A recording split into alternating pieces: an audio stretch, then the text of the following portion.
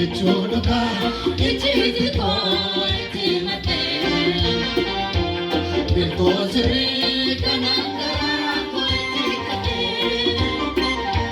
Bichunuka, ichidiko, itimate.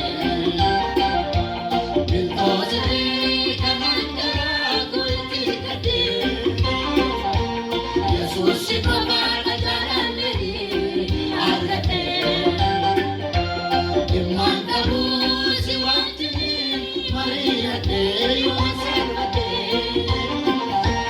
Jesus ko bana jarane agate.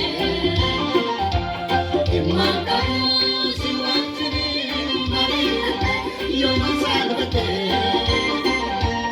Unmagu buddha senamani tera. Bola kara koti kadavane tare pame.